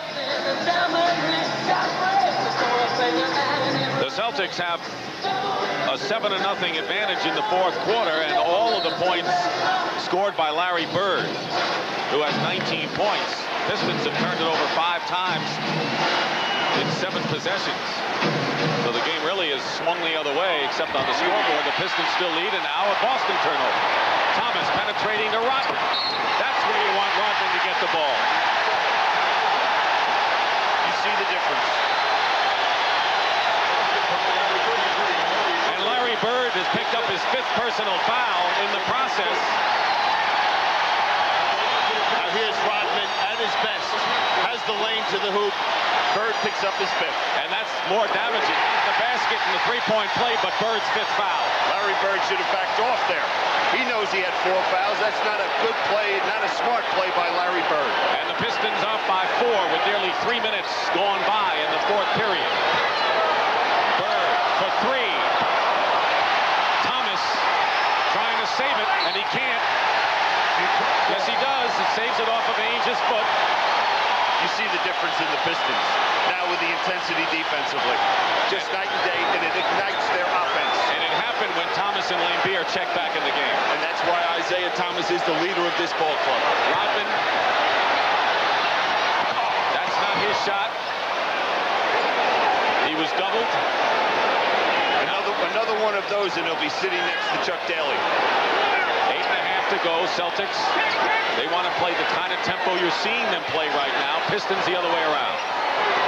Good passing by Boston, good patience, and Dennis Johnson caps it for the basket. And that's what the Celtics are going to have to do. There's going to be that open jump shot. They have to make that extra pass offensively.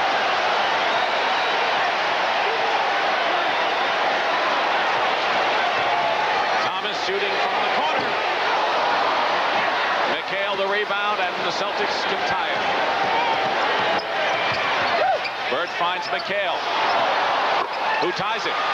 Kevin McHale, 15 points. We're tied at 71, so the Celtics have scored 4 quick ones. Here's the pick and roll. All the way for Thomas. Tipped up by Sally. Bird gets it out, and Rock commits the foul on Dennis Johnson. First he went after the ball, and then he held on to Dennis. Now watch how hard Larry Bird is working defensively, offensively, trying to get free. Fighting through the screen, just getting banged. Rodman grabbing his jersey. It's not easy. 3 on Rodman. Tied at 71. Knocked away from behind by Vinnie Johnson, but it's still Boston ball. We don't know how this will come out, but the Boston Celtics have made a history of finding a way under adversity to play and win. And they're in that situation right now as DJ's foul. Well, they have that experience, as you mentioned, Dick, you know, being in this spot with 7:24 in this game. They know how to react. They know who to get the ball to. And you'll see their defense tighten up. Sally's foul is his third. Dennis Johnson on the strike. Bird leads Boston with 19, followed by McHale's 15. All 5 starters have scored in double figures. But on the other side, they only have 1 point out of their bench today. You know, from being a nightmare of a game in that first half, it's just really turned in the second half. It's just night and day, the intensity, the way both teams are playing at this point. Boston by 2, 73-71. They have outscored the Celtics, have outscored the Pistons 13-3 here in this final quarter. So the Pistons have been cold again.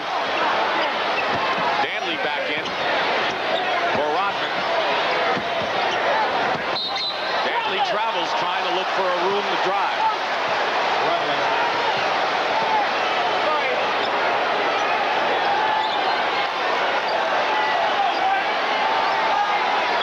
Celtics with the lead in the ball.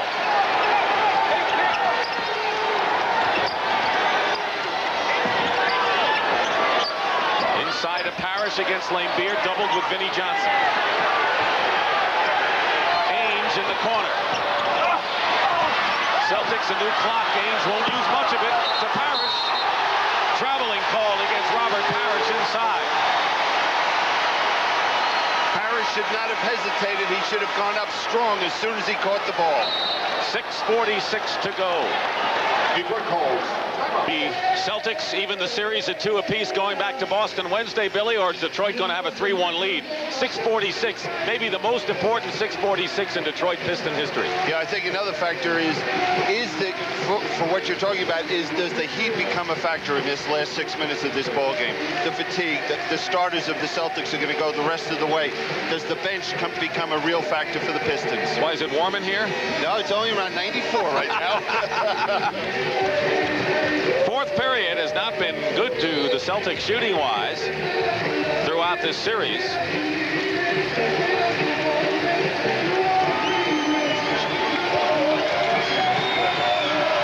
But so far in the fourth quarter of this one, they are 4 for 7. So today it's been kind. 3 minutes left in the third. The game was tied at 60. Detroit ran off 8 in a row to end the period. Then Larry Bird scored 7 straight points. Detroit's lead was cut to 1, and then Dennis Rodman with a big 3-point play in which Bird picked up his 5th foul.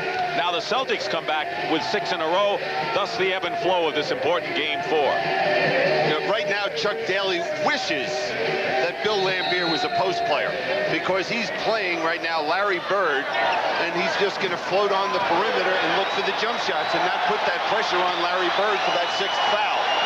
Pistons looking to tie this game. Sally setting a screen. Ainge staying with Thomas. 11 on the shot clock. Thomas. McHale the rebound. Good defense by Danny Ainge. Kept his body between Isaiah and the basket. 73-71 Celtics. Double McHale. Swing it to Bird for 3 as it way off. Laimbeer.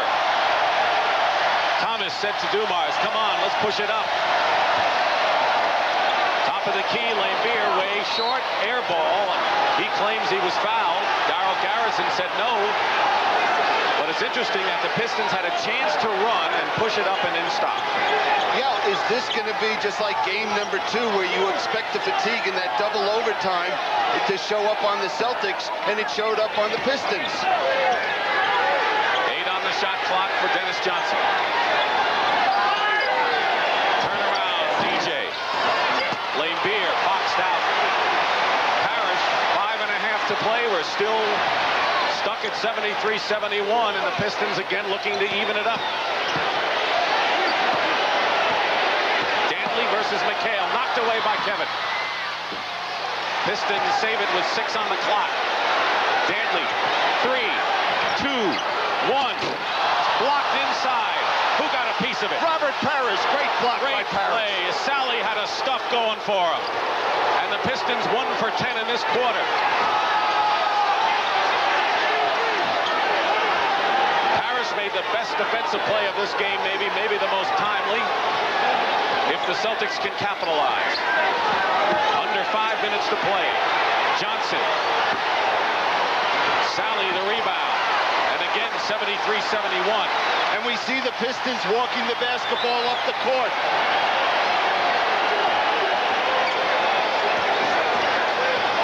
Thomas loops it into Lambier, and Age called for the push. That's only the second team foul on Boston in this quarter.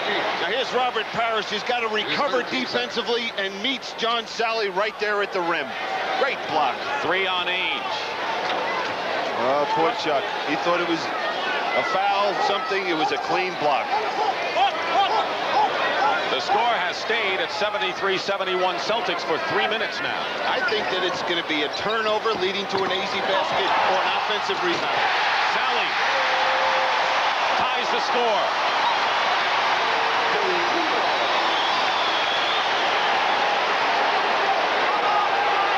Because both teams are just playing great defense out here at this point, and it's so physical inside, it's tough to get a clean shot.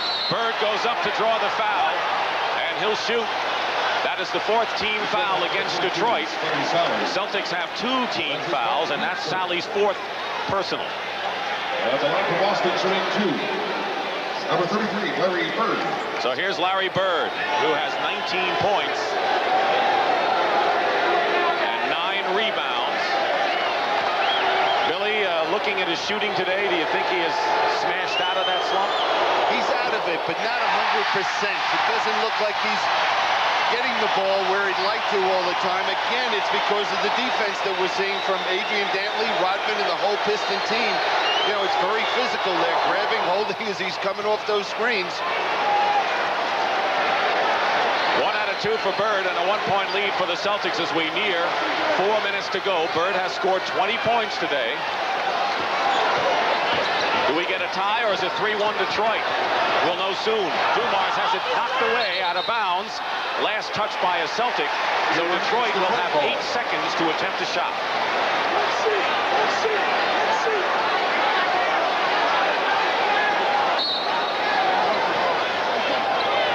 Thomas wide open.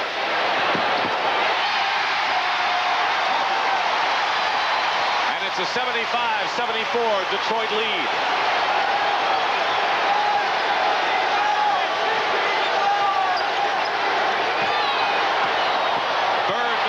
Fall away, and here's Isaiah Thomas. Dennis Johnson moves him out. Dumars in the corner. Dantley, rebound. Dantley, foul. 3:20 to go.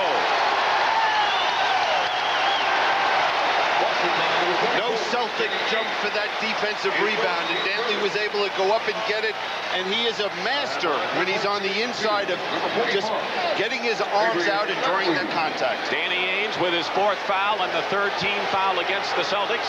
The next foul by Detroit will put Boston in the penalty. Boston will get the bonus.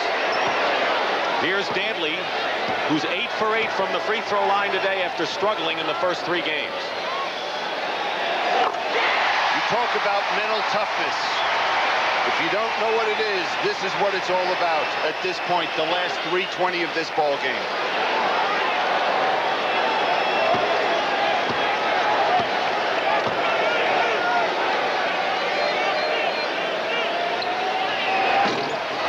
He missed the second. Detroit by 2. 22nd timeout called by Casey Jones here with 3 minutes and 14 seconds to go.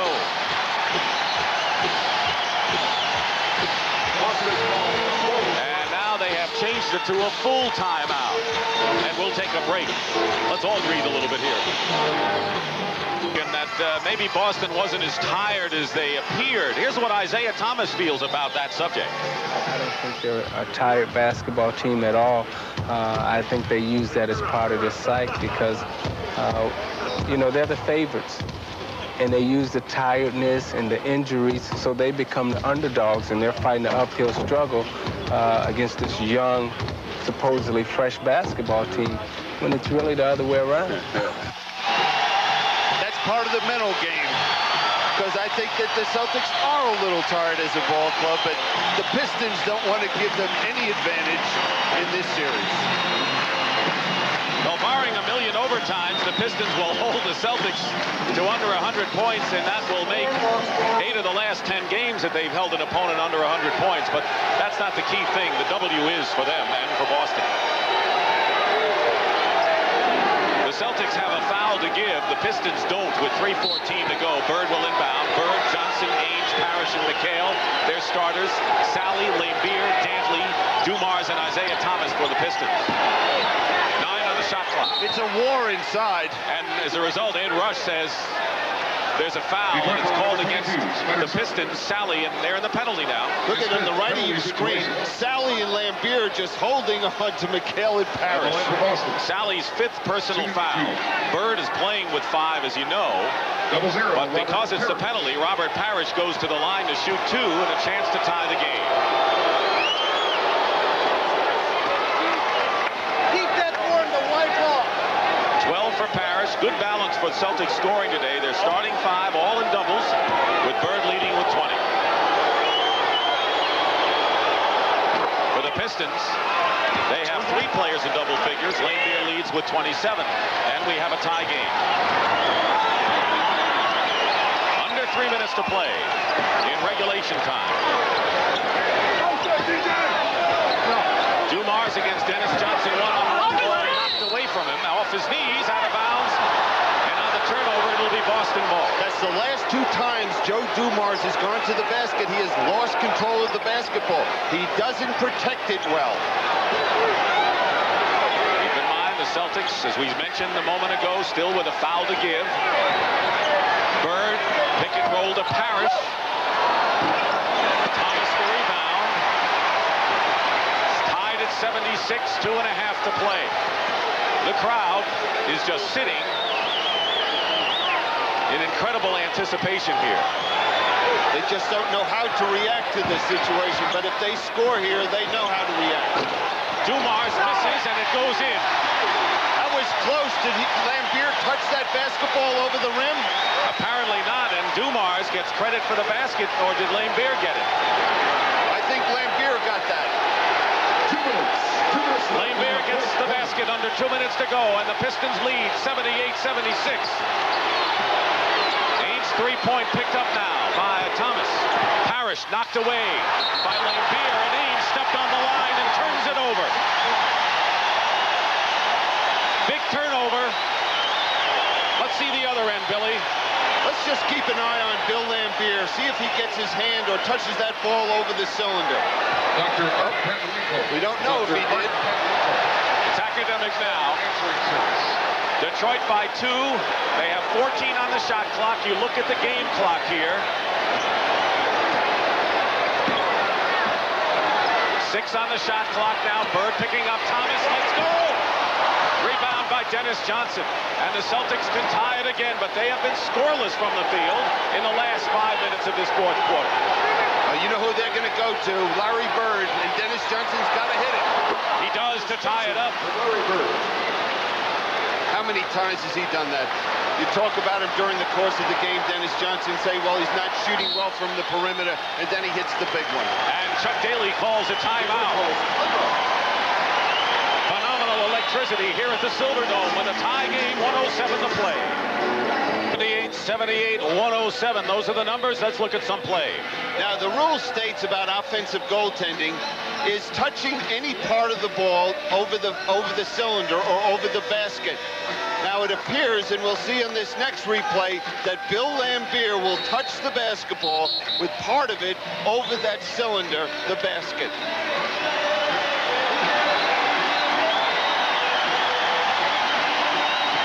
Looks that way from our angle, but we got to tell you again, it's the angle of where the camera is, and there always could be a depth factor there. But from what we see in the replay, it appears to be that. In any event, there's the timeout story with 107 to go. Pistons ball tied at 78.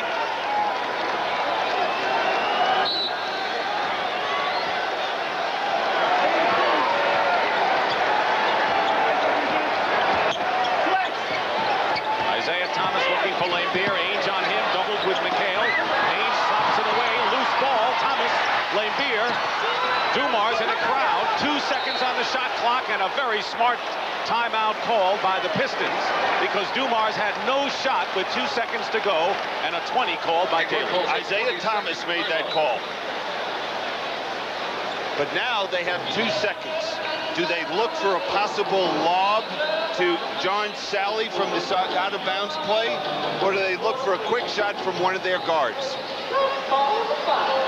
Now here's Isaiah Thomas saving that ball into Lambier, and he's trying to get it to Dumars, but McHale deflects it. Now it appeared that, look at Isaiah running over to Ed Rush, getting the timeout. That's what a leader does. That could be the difference. If they're able to score here and win this ball game, you really have to, there's no question who the MVP would be just from that play. I agree with you because the Celtics had really smothered the Pistons at every opening there. And if you hold a team to a bad shot or the clock goes off at 24 seconds, you've done your job. This is a big 2 seconds. Dantley will inbound. Watch John Sally. They'll look for the possible lob right here to him, coming off a Joe Dumars screen. There's the loop to Sally, and the basket is good. No basket. No basket. No basket.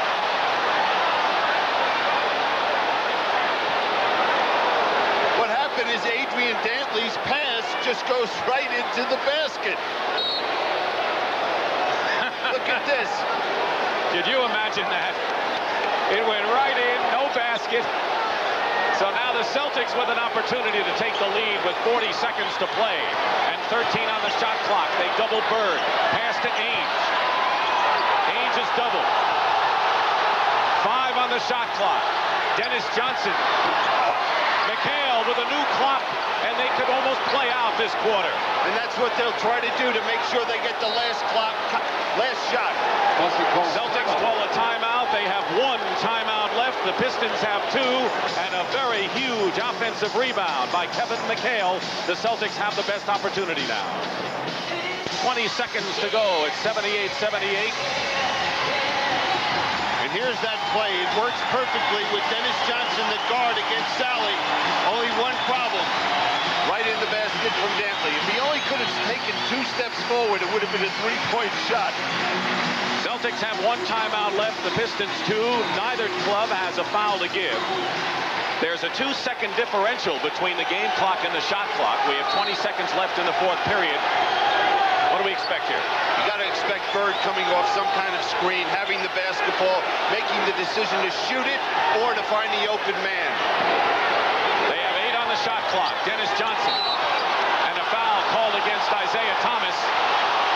And Johnson will go to the line with 8 seconds to go to shoot. Thomas wanted the ball. He didn't want anything like a foul, and he made contact. Good call by Ed Rush. This Isaiah, he thought he had that ball, runs right into Dennis Johnson. Dennis Johnson is 6 for 6 from the free throw line today. Don't forget, the Celtics still have a foul they can take if Dennis Johnson makes one of these 2. That's right. We were wrong on the graphic. They do have 1 foul to give. So Johnson misses the first free throw.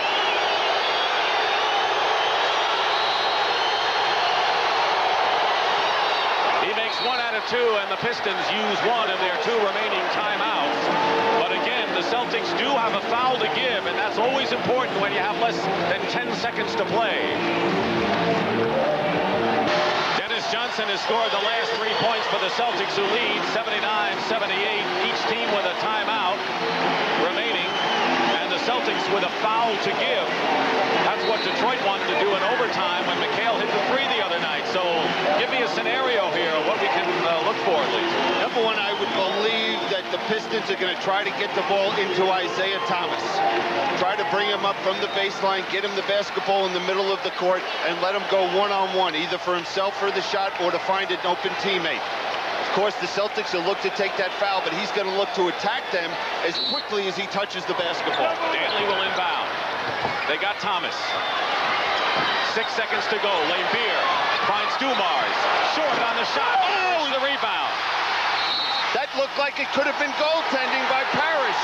It wasn't. The game is over, and the Celtics have won, and the Boston Celtics have come through again, as they have so many times, to win the game under severe adversity. The final score, the Boston Celtics 79, the Detroit Pistons 78. evening the best-of-7 series at 2 games apiece, and we will show you the last 8 seconds. Well, here's Isaiah coming from the baseline up through the screens, and as soon as he comes off the screen, we see the double team. Bill Lambert should have shot that basketball right there. Now watch Robert Parrish. Does he touch the ball on the rim? Boy, that's close. It looked like the net had moved, didn't it?